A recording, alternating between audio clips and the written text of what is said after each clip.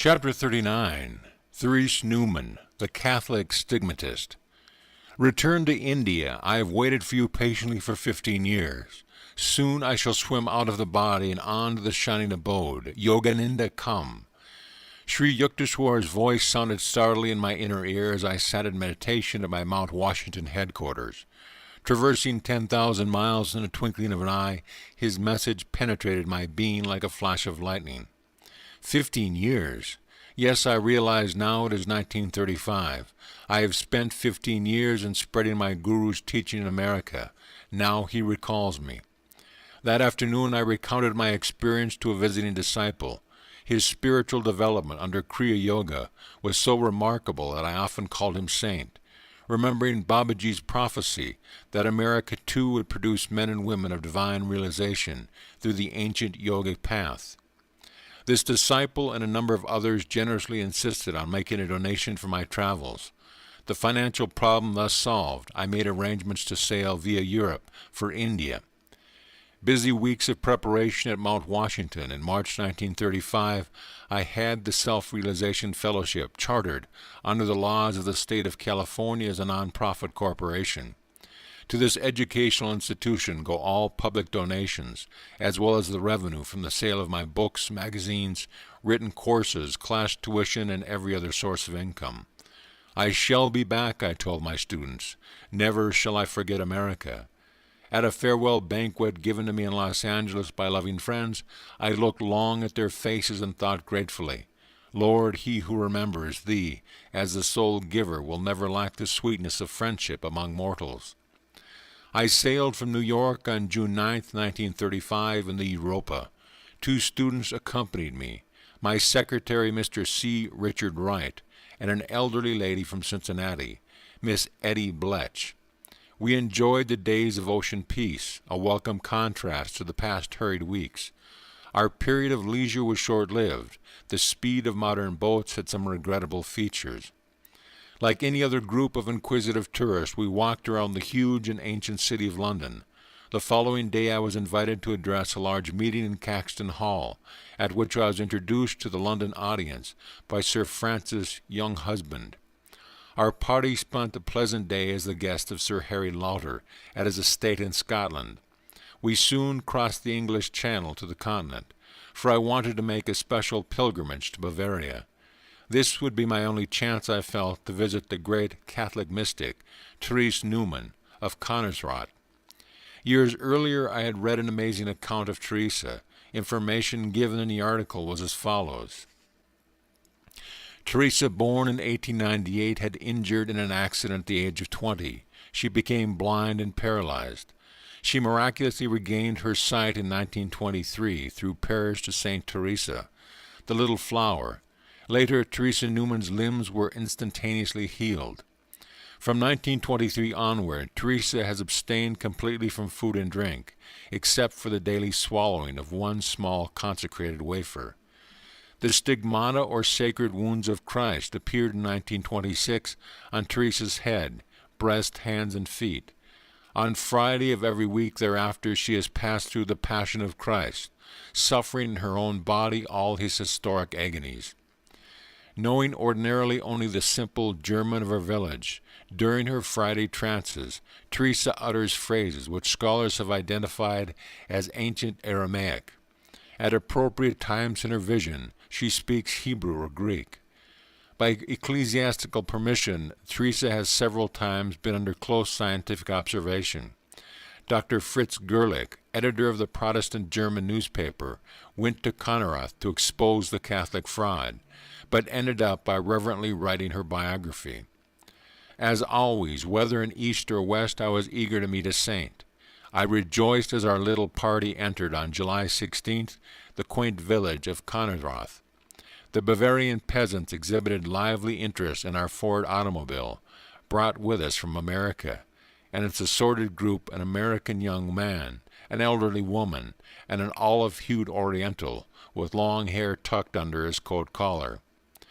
Teresa's little college, clean and neat, with geraniums blooming by a primitive well, was, alas, silently closed. The neighbors and even the village postman who passed by could give us no information. Rain began to fall. My companion suggested that we leave. No, I said stubbornly, I will stay here until I find some clue leading to Teresa.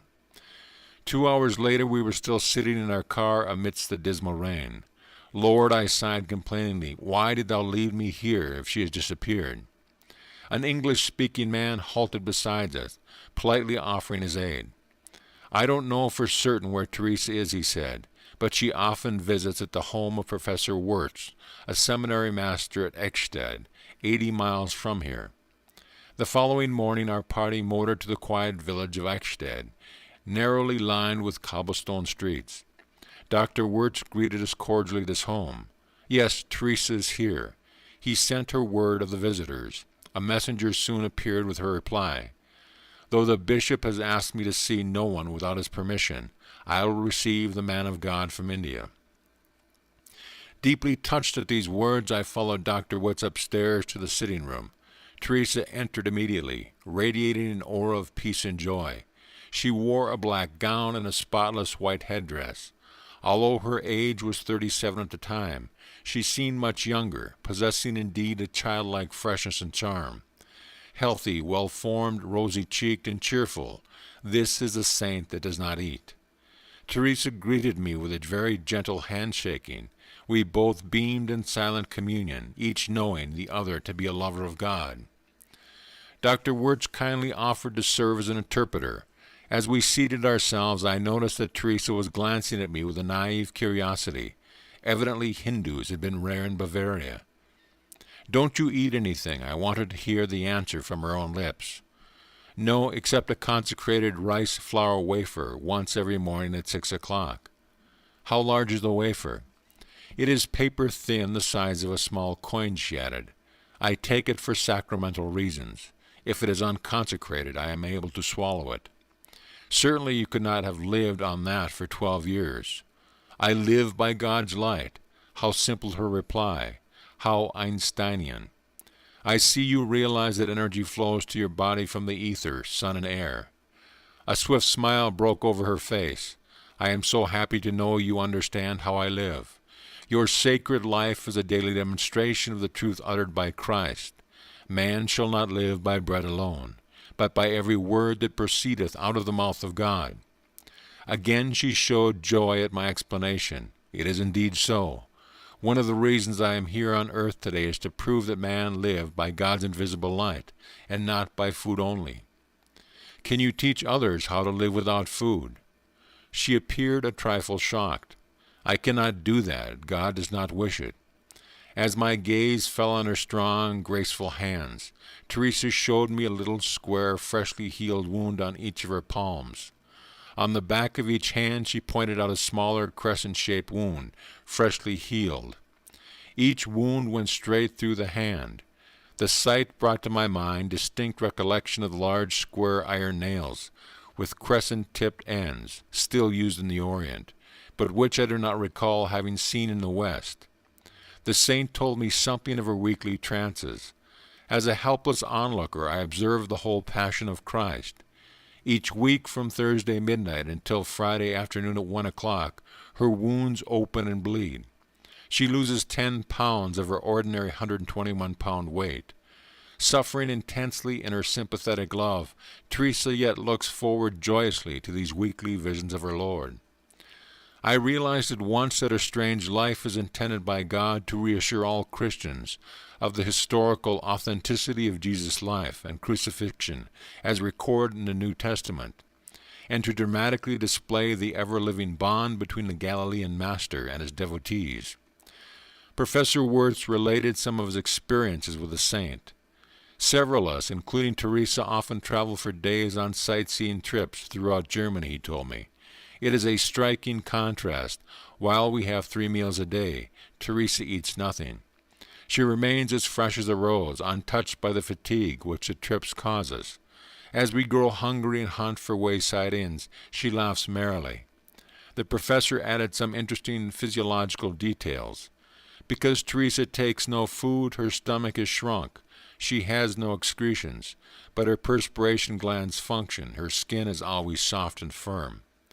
At the time of parting, I expressed to Teresa my desire to present at her trance. "Yes, please come to Konnersbach next Friday," she said graciously. "The bishop will give you a permit. I am very happy you sought me out in Eichstätt." Teresa shook hands gently many times and walked with our party to the gate. Mr. Wright turned on the automobile radio. The saint examined it with a little enthusiastic chuckles. Such a large crowd of youngsters gathered that Teresa retreated into the house. We saw her at a window where she peered at us childlike, waving her hand. From a conversation the next day with two of Teresa's brothers, very kind and amiable, we learned that the saint sleeps only 1 or 2 hours a night. In spite of the many wounds in her body, she is active and full of energy. She loves birds, looks after an aquarium of fish, and works often in her garden. Her correspondence is large. Catholic devotees write her for prayers and healing blessings. Many seekers have been cured through her of serious disease. Her brother Ferdinand, about 23, explained that Teresa has the power, through prayer, of working out of her own body the ailments of others. The saint's abstinence from food dates from a time when she prayed that the throat disease of a young man of her parish, then preparing to enter holy order, be transferred to her own throat. On Thursday afternoon our party drove to the home of the bishop, who looked at my flowing locks with some surprise. He readily wrote out the necessary permit. There was no fee. The rule made by the church is simply to protect Teresa from the onrush of casual tourists, who in the previous years had flocked on Friday by the thousands. We arrived Friday morning about 9:30 at Kannarash. I noticed that Teresa's little college possesses a special grass-roofed section to afford her plenty of light. We were glad to see the doors no longer closed, but wide open in hospitable cheer. There was a line of about 20 visitors, armed with their permits. Many had come from great distances to view the mystic trance. Teresa had passed my first test at the professor's home by her intuitive knowledge that I wanted to see her for spiritual reasons, and not just to satisfy passing curiosity. My second test was connected with the fact that just before I went upstairs to her room, I put myself into a yogic trance state in order to be one with her in telepathic and television rapport. I entered her chamber, filled with visitors. She was lying in a white robe on the bed. With Mr. Wright following close behind me, I halted just inside the threshold, awestruck at a strange and most frightful spectacle. Blood flowed thinly and continuously in 1-inch-wide stream from Teresa's lower eyelids. Her gaze was focused upward on the spiritual eye within the central forehead. The cloth wrapped around her head was drenched in blood from the stigmata wounds of the crown of thorns. The white garment was readily splotched over her heart from the wound in her side, at the spot where Christ's body, long ages ago, had suffered the final indignity of the soldier's spear thrust. Teresa's hands were extended in a gesture maternal, pleading. Her face wore an expression both tortured and divine. She appeared thinner, changed in many subtle as well as outward ways. Murmuring words in a foreign tongue, she spoke with slightly quivering lips to persons visible before her inner sight. As I was in attunement with her, I began to see the scenes of her vision. She was watching Jesus as he carried the cross amidst the jeering multitude. Suddenly she lifted her head in consternation. The Lord had fallen under the cruel weight. The vision disappeared. In the exhaustion of fervid pity, Teresa sank heavily against her pillow. At this moment I heard a loud thud beside me. Turning my head for a second, I saw 2 men carrying out a prostrate body. But because I was coming out of a deep, superconscious state, I did not immediately recognize the fallen person. Again I fixed my eyes on Teresa's face, deathly pale under the rivulets of blood. But now calm, radiating purity and holiness, I glanced behind me later and saw Mr. Wright standing with his hand against his cheek, from which blood was trickling. "Dick," I inquired anxiously, "were you the one who fell?" "Yes, I fainted at the terrifying spectacle." "Well," I said consolingly, "you are brave to return and look upon the sight again." Remembering the patiently waiting line of pilgrims, Mr. Wright and I saintly bade farewell to Teresa and left her sacred presence. The following day our little group motored south, thankful that we were not dependent on trains, but could stop the Ford whenever we choose throughout the countryside. We enjoyed every minute of our tour through Germany, Holland, France, and the Swiss Alps. In Italy, we made a special trip to Assisi to honor the apostle of humility, St. Francis. The European tour ended in Greece, where we viewed the Athenian temples and saw the prison in which the gentle Socrates had drunk his death potion. One is filled with admiration for the artistry with which the Greeks have everywhere wrought their very fancies in alabaster. We took ship over the sunny Mediterranean, disembarking at Palestine. Wandering day and day of the Holy Land, I was more than convinced of the value of pilgrimage. The Spirit of Christ is all-pervasive in Palestine. I walked reverently by his side at Bethlehem, Gethsemane, Calvary, the holy Mount of Olives, and by the river Jordan and the Sea of Galilee.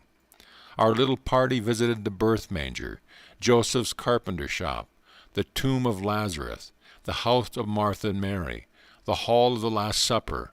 Antiquity unfolded. Scene by scene I saw the divine drama that Christ once played for the ages. On to Egypt, with its modern Cairo and ancient pyramids, then a boat down the narrow Red Sea over the vast Arabian Sea. Lo, India. End of chapter.